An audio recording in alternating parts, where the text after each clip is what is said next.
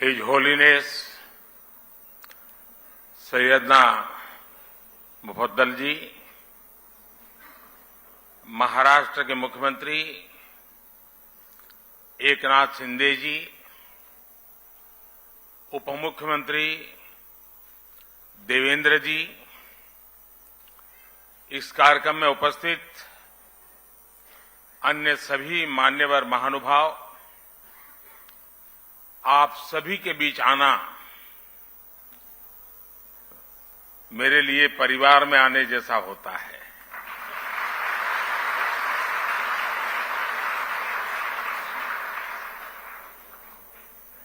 और वो जो मैंने आज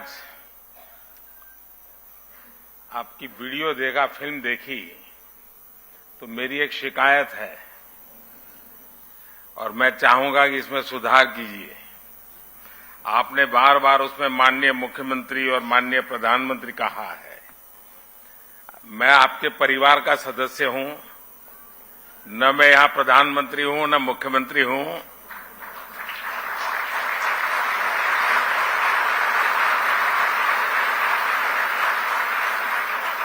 और शायद मुझे जो सौभाग्य मिला है वो बहुत कम लोगों को मिला है। मैं 4 पीढ़ी इस परिवार के साथ जुड़ा हूं, 4 पीढ़ी, और चारों पीढ़ी मेरे घर आई है। ऐसा सौभाग्य बहुत कम लोगों को मिलता है। और इसलिए मैं कहता हूं कि फिल्म में जो बार बार मुख्यमंत्री और प्रधानमंत्री है, मैं तो आपके परिवार का सदस्य हूं और हर बार एक परिवार के सदस्य के रूप में आने का जब भी अवसर मिला है, मेरी खुशियां अनेक गुना बढ़ गई है।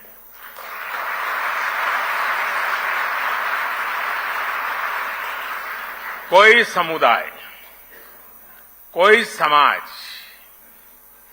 या संगठन, उसकी पहचान इस बात से होती है कि वो समय के अनुसार अपनी प्रासंगिकता को कितना कायम रखता है।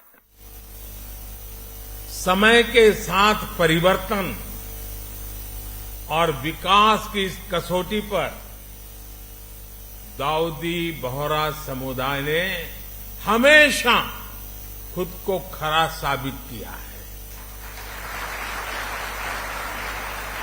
आज अल जमाया तुस्सैफिया जैसे शिक्षा के महत्वपूर्ण केंद्र का विस्तार इसका एक जीता जागता उदाहरण है। मैं संस्था से जुड़े हर व्यक्ति को मुंबई शाखा शुरू होने की और 150 साल पुराना सपना पूरा हुआ है, आपने पूरा किया है। मैं आपको बहुत बहुत बधाई देता हूं, बहुत दिल से बधाई देता हूं। साथियों, दाऊदी बोहरा समुदाय और मेरा रिश्ता कितना पुराना है, ये शायद ही कोई ऐसा होगा जिसको पता न हो। मैं दुनिया में कहीं पर भी गया, वो प्यार यानी एक प्रकार से बरसता रहता है। और मुझे तो, मैं हमेशा एक बात जरूर बताता हूं, मैं सैयदना साहब 99 एज थी, मैं ऐसे ही चला गया वहां सरसपुर। 99 एज में वो बच्चों को पढ़ा रहे थे जी। मेरे मन को वो घटना आज भी इतना प्रेरित करती है। क्या कमिटमेंट, नई पीढ़ी को प्रशिक्षित करने का सैयदना साहब का क्या कमिटमेंट है। 99 एज में भी बैठ करके बच्चों को पढ़ाना, और मैं समझता हूं 800,000 बच्चे एक साथ पढ़ रहे थे। मेरे दिल को वो दृश्य हमेशा हमेशा प्रेरणा देता रहता है। गुजरात में रहते हुए हमने एक दूसरे को बहुत करीब से देखा है। कई रचनात्मक प्रयासों को साथ मिलकर के भी आगे बढ़ाया है। और मुझे याद है सैयदना साहब की शताब्दी का वर्ष हम मना रहे थे और सूरत में हमारा बहुत बड़ा जलसा था, मैं भी था उसमें। तो सैयदना साहब ने मुझसे कहा तुम मुझे बताओ मैं क्या काम करूं। मैंने कहा मैं कौन होता हूं आपको काम बताने वाला। लेकिन उनका बड़ा आग्रह था, तो मैंने कहा देखिए गुजरात को तो हमेशा पानी का संकट रहता है, आप उसमें कुछ जरूर।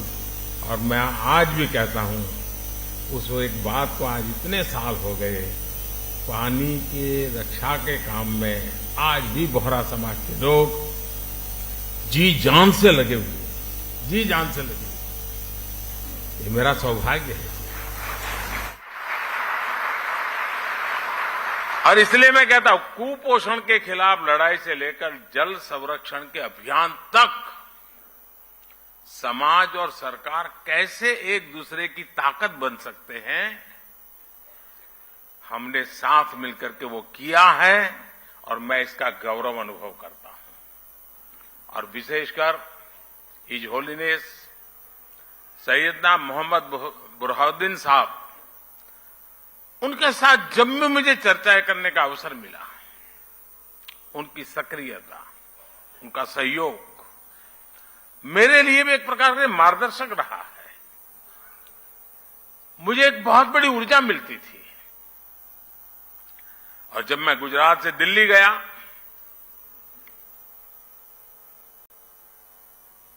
आपने गादी संभाली, वो प्यार आज भी बना हुआ है, वो सिलसिला चलता रहा।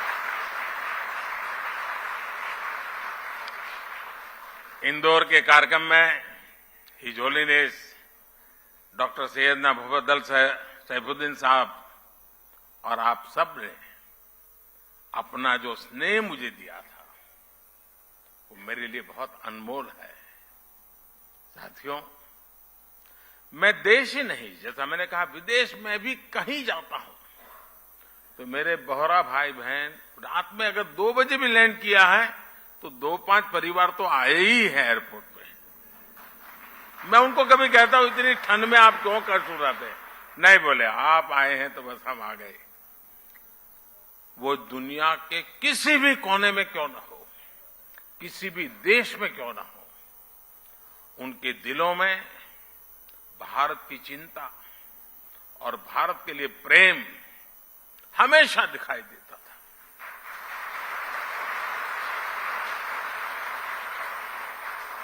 आप सभी की ये भावनाएं, आपका ये प्यार मुझे बार बार आप तक खींच लाता है। साथियों, कुछ प्रयास और कुछ सफलताएं ऐसी होती हैं जिनके पीछे कई दशकों के सपने लगे होते हैं। मुझे बात पता है कि मुंबई शाखा के रूप में अल जमाया तुस सैफिया का जो विचार हो रहा है, इसका सपना दशकों पहले हिज होलीनेस सैयदना अब्दुल कादिर नईमुद्दीन साहब ने देखा था। उस समय देश गुलामी के दौर में था। शिक्षा के क्षेत्र में इतना बड़ा सपना अपने आप में एक बहुत बड़ी बात थी। लेकिन जो सपने सही सोच से देखे जाते हैं, वो पूरे होकर के रहते हैं। आज देश जब अपनी आजादी के अमृतकाल की यात्रा शुरू कर रहा है, तो शिक्षा के क्षेत्र में बोहरा समाज के इस योगदान की अहमियत और भी बढ़ जाती है। और जब आजादी के 75 साल की याद करता हूं तो मैं एक बात का जिक्र जरूर करूंगा, और मेरा तो आप सबसे आग्रह है कि जब भी आप सूरत जाएं या मुंबई आएं, एक बार दांडी जरूर हो आइए। दांडी यात्रा महात्मा गांधी जी की आजादी का एक टर्निंग पॉइंट था। लेकिन मेरे लिए सबसे बड़ी बात वो है कि दांडी यात्रा में दांडी में नमक सत्याग्रह के पहले गांधी जी आपके घर में रुके थे दांडी में।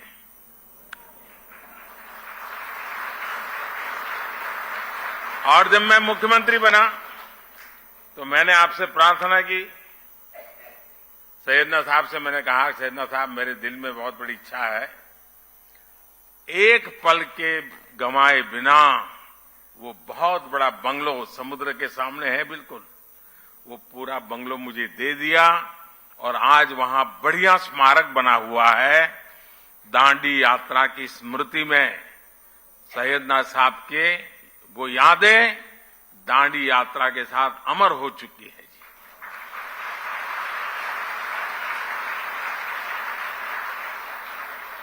आज देश नई राष्ट्रीय शिक्षा नीति जैसे सुधारों के साथ, यहां बहुत सारे पुराने और आज वर्तमान वाइस चांसलर्स बैठे हैं, मेरे सारे साथी रहे हैं, अमृत काल में जिन संकल्पों को हम आगे बढ़ा रहे हैं, महिलाओं को, बेटियों को आधुनिक शिक्षा के नए अवसर मिल रहे हैं।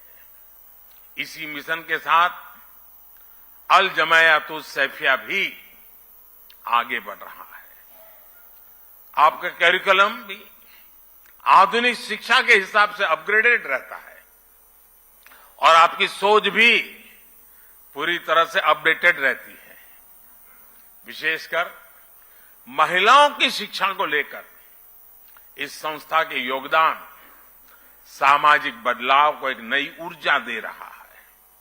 साथियों, शिक्षा के क्षेत्र में भारत कभी नालंदा और तक्षशिला जैसे विश्वविद्यालयों का केंद्र हुआ करता था। पूरी दुनिया से लोग यहां पढ़ने और सीखने आते थे। अगर हमें भारत के वैभव को वापस लाना है तो हमें शिक्षा के उस गौरव को भी वापस लाना होगा। इसलिए आज भारतीय कलेवर में ढली आधुनिक शिक्षा व्यवस्था ये देश की प्राथमिकता है। इसके लिए हम हर स्तर पर काम कर रहे हैं। आपने देखा होगा पिछले 8 वर्षों में रिकॉर्ड संख्या में यूनिवर्सिटीज भी खुली है। मेडिकल एजुकेशन जैसी फील्ड में जहां युवाओं का रुझान भी है और देश की जरूरत भी है, उसे देखते हम हर जिले में मेडिकल कॉलेज खोल रहे हैं। आप देखिए 2004 से 2014 के बीच देश में 145 मेडिकल कॉलेज खोले थे, जबकि 2014 से 2022 के बीच 260 से ज्यादा मेडिकल कॉलेज खोले गए। बीते 8 वर्षों में देश में, और एक खुशी की बात है, देश में हर सप्ताह एवरी वीक एक यूनिवर्सिटी और 2 कॉलेज खुले हैं। Every week. ये स्पीड और स्केल इस बात के गवाह है कि भारत उस युवा पीढ़ी का पुल बनने जा रहा है जो विश्व के भविष्य को दिशा देगी। साथियों, महात्मा गांधी कहते थे कि शिक्षा हमारे आसपास की परिस्थितियों के अनुकूल होनी चाहिए, तभी उसकी सार्थकता बनी रह सकती है। इसलिए देश ने शिक्षा व्यवस्था में एक और अहम बदलाव किया है। ये बदलाव है एजुकेशन सिस्टम में स्थानीय भाषा को महत्व देना। अब हम देख रहे थे सारा गुजराती में जिस प्रकार से कविता के माध्यम से जीवन के मूल्यों की चर्चा हमारे साथियों ने की। मातृभाषा की ताकत, मैं गुजराती भाषी होने के कारण बहुत शब्दों को से ऊपर उस भावना को पकड़ पा रहा था, मैं अनुभव कर रहा था। साथियों, गुलामी के समय अंग्रेजों ने इंग्लिश को ही शिक्षा का एक पैमाना बना दिया था। दुर्भाग्य से आजादी के बाद भी हम उस हीन भावना को ढोते रहे। इसका सबसे बड़ा नुकसान हमारे गरीब के बच्चों को, दलितों, पिछड़ों और कमजोर वर्ग को हुआ। प्रतिभा होने के बाद भी उन्हें केवल भाषा के आधार पर प्रतियोगिता से बाहर कर दिया जाता था। लेकिन अब मेडिकल और इंजीनियरिंग जैसी पढ़ाई भी स्थानीय भाषा में की जा सकेगी। इसी तरह भारतीय जरूरतों के हिसाब से देश ने और भी कई बदलाव किए हैं। पिछले कुछ वर्षों में हमने पेटेंट इकोसिस्टम पर काम किया और पेटेंट फाइल करने को आसान बनाया है। आज आईआईटी, आईआईएससी जैसे संस्थानों में पहले से कई ज्यादा संख्या में पेटेंट फाइल हो रहे हैं। आज शिक्षा के क्षेत्र में बड़े पैमाने पर टेक्नोलॉजी का इस्तेमाल हो रहा है। इसलिए स्कूलों में लर्निंग टूल का उपयोग होने लगा है। अब युवाओं को किताबी ज्ञान के साथ ही स्किल, टेक्नोलॉजी और इनोवेशन के लिए तैयार किया जा रहा है। इससे हमारे युवा रियल वर्ल्ड के प्रॉब्लम के लिए तैयार हो रहे हैं, उनके सॉल्यूशंस खोज रहे हैं। साथियों, किसी भी देश में उसका एजुकेशन सिस्टम और उसका इंडस्ट्रियल इकोसिस्टम दोनों ही मजबूत होना जरूरी होता है। इंस्टीट्यूट और इंडस्ट्री ये दोनों एक दूसरे के पूरक होते हैं। ये दोनों युवाओं के भविष्य की नींव रखते हैं। दाऊदी बोहरा समाज के लोग तो खासकर बिजनेस में काफी सक्रिय भी और सफल भी हैं। बीते 8-9 वर्षों में आपने ईज ऑफ डूइंग बिजनेस की दिशा में ऐतिहासिक सुधारों को देखा है, उसके प्रभाव को महसूस किया है। इस दौरान देश ने 40,000 कंप्लायंसेस को खत्म किया, सैकड़ों प्रावधानों को डिक्रिमिनलाइज किया। पहले इन कानूनों का डर दिखाकर एंटरप्रेन्योर्स को परेशान किया जाता था। इससे उनका बिजनेस प्रभावित होता था। लेकिन आज सरकार जॉब क्रिएटर्स के साथ खड़ी और उनको पूरा समर्थन देने वाली सरकार है। पिछले कुछ वर्षों में विश्वास का अभूतपूर्व वातावरण तैयार हुआ है। हम 42 सेंट्रल एक्ट में सुधार के लिए जन विश्वास बिल लेकर आए हैं। कारोबारियों में भरोसा जगाने के लिए हम विवाद से विश्वास योजना लेकर के आए हैं। इस बार के बजट में भी टैक्स दरों में सुधार जैसे कई कदम उठाए गए हैं। इससे कर्मचारियों और उद्यमियों के हाथों में ज्यादा पैसा आएगा। इन बदलावों से जो युवा जॉब क्रिएटर बनने का सपना देख रहे हैं, उनके लिए आगे बढ़ने के कई अवसर पैदा होंगे। साथियों, एक देश के रूप में भारत के लिए विकास भी महत्वपूर्ण है और साथ साथ विरासत भी महत्वपूर्ण है। यही भारत में हर पंथ, समुदाय और विचारधारा की भी विशेषता रही है। इसलिए आज देश परंपरा और आधुनिकता के संगम की तरफ विकास के रास्ते पर आगे बढ़ रहा है। एक और देश में आधुनिक फिजिकल इंफ्रास्ट्रक्चर बन रहा है, तो साथ ही देश सोशल इंफ्रास्ट्रक्चर भी निवेश कर रहा है। आज हम पर्व त्योहारों की प्राचीन सांझी परंपरा को भी जी रहे हैं और त्योहारों की खरीदारी के दौरान आधुनिक टेक्नोलॉजी से पेमेंट भी कर रहे हैं। आपने देखा होगा इस बार के बजट में नई तकनीकों की मदद से प्राचीन अभिलेखों को डिजिटाइज करने का ऐलान भी किया गया है। और मैं अभी हमारे जो पुरानी सदियों पुराने जो पुराण है हस्तलिखित वो देख रहा था, तो मैंने आग्रह किया कि भारत सरकार की एक बहुत बड़ी योजना है, हमारे सारे ये चीजें डिजिटलाइज हो जानी चाहिए, आने वाली पीढ़ियों को काम आएगी। मैं चाहूंगा इस तरह के प्रयासों को आगे बढ़ाने के लिए सभी समाज, सभी संप्रदाय आगे आए। किसी भी पद्धति से जुड़े अगर कोई प्राचीन टैक्स है तो उन्हें डिजिटाइज किया जाना चाहिए। बीच में मैं मंगोलिया गया था, तो मंगोलिया में हस्तप्रत भगवान बुद्ध के जमाने की कुछ चीजें थी, अब वहां पड़ी थी, तो मैंने कहा कि आप मुझे दे दीजिए, मैं इसको डिजिटलाइज करता हूं, और उस काम को हमने कर दिया। हर परंपरा, हर आस्था एक सामर्थ्य है। युवाओं को भी इस अभियान से जोड़ा जाना चाहिए।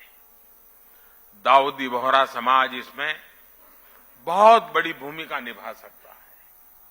इसी तरह पर्यावरण संरक्षण हो, मिलेट्स का प्रसार हो, आज भारत इन विषयों पर पूरे विश्व में बड़े अभियान को लीड कर रहा है। आप इन अभियानों में भी जन भागीदारी को बढ़ाने के लिए इन्हें लोगों के बीच लेकर जाने का संकल्प ले सकते हैं। इस वर्ष भारत G20 जैसे महत्वपूर्ण वैश्विक मंच की अध्यक्षता भी कर रहा है। बोहरा समाज के जो लोग विदेशों में फैले हैं, वो इस अवसर पर विश्व के सामने सामर्थ्यवान होते भारत के ब्रांड एम्बेसडर का काम कर सकते हैं। मुझे विश्वास है कि आप हमेशा की तरह इन जिम्मेदारियों का उतनी ही खुशी से निर्वहन करेंगे। विकसित भारत के लक्ष्य तक पहुंचने में दाऊदी बोहरा समुदाय अपनी महत्वपूर्ण भूमिका निभाता रहा है, निभाता रहेगा, ये मेरा पूरा विश्वास है। और इसी कामना और इसी विश्वास के साथ आप सभी को मैं फिर से एक बार बहुत बहुत शुभकामनाएं देता हूं। और इस पवित्र अवसर पर आपने मुझे यहां आने का अवसर दिया। सैयदना साहब का विशेष प्यार रहा है। पार्लियामेंट चल रही थी, फिर भी मेरे लिए यहां आना उतना ही महत्वपूर्ण था, और इसलिए मुझे आज आकर के आप सबके आशीर्वाद लेने का सौभाग्य मिला। मैं फिर एक बार आप सबका हृदय से बहुत बहुत धन्यवाद करता हूं। बहुत बहुत धन्यवाद।